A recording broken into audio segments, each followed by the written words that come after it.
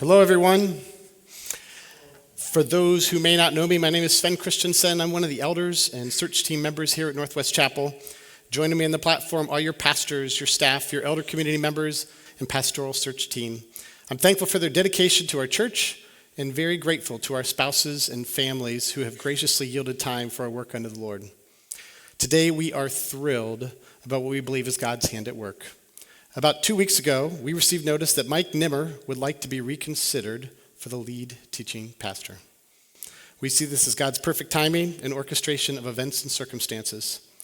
For those of you who are new, Mike was our candidate last October, and to our congregation, he was overwhelmingly voted as the guy to call as our next lead pastor. At that time, he ultimately decided to remain in South Carolina.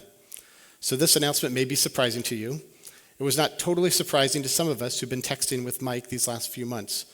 Ohio State football chats often led to questions about our church, about our people, and our pastoral search process. It was obvious that Mike and Laura were still praying over their calling and still thinking about us. So why is he ready to join us now?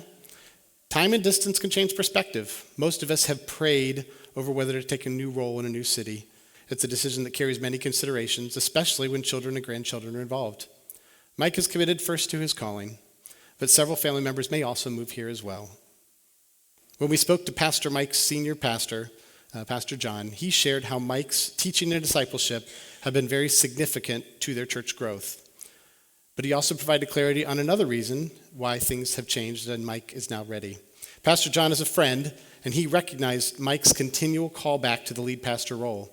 So he lovingly, as friends do, gave him the push needed to request that he make a change by June of this year. He should either go be a lead pastor as a as a lead pastor as a church plant 40 miles down the road, or ask God for clear direction of where he should serve next. And it was that action and these prayers that led him to us. Mike can tell you the details when he visits, but the headline is that he loves us and he would love to serve here. In his initial letter, he concluded that to us by saying, "Together, I believe we can advance God's kingdom for his glory."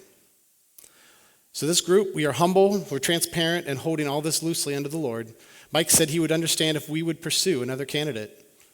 You should all know that we currently have no other candidate. Since Mike's visit, we've not stopped reviewing, preparing, interviewing, pursuing people, and a lot of other candidates. We just never felt the same confidence, the same peace or enthusiasm that we have for Mike and Laura. So when he reinitiated discussions with us, it made sense. And it's why we think it's a good idea to give him another chance.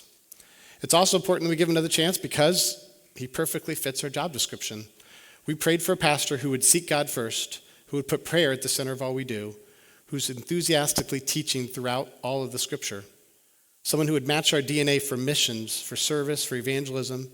Someone who would commit to the Charis Fellowship. Someone who would love our local church and our community, has a heart for personal discipleship, and shows a proven track record of fruitful ministry. Mike meets them all. That's why we still see him as a strong match. So everyone here on the platform met together last Sunday over Zoom with Mike and Laura, and we're at peace because time had passed. We wanted to hear what he had to say, but the story made sense. We understand how hearts change, and even Rob himself was approached 3 times before he accepted the pastoral job here. So we enthusiastically and wholeheartedly present Mike Nimer to you again as a pastor candidate. Mike and Laura will be here to a visit on February 5th, just 2 weeks from today. Mike requested and the search team agreed that we vote again since some time has passed. He wants to know that the general level of support is strong for him to lead. Per church constitution, all members will get a chance to vote. If the vote is affirmative, there are plans in place for him to start transitioning this March. We request before his next visit that you join us prayerfully and ask God to direct your heart and our church family. Please listen to at least one more of Mike's sermons. We'll send a master link out this week for you to review those. You will quickly remember his passion for teaching, his commitment to evangelism, and his encouragement to live out our faith daily. Mike loves us, our doctrine, our mission, our people, our community, and our team. Now it's our time to keep praying for clarity on God's plan and God's timing. Please mark your calendar for Mike's visit in 2 weeks, February 5th.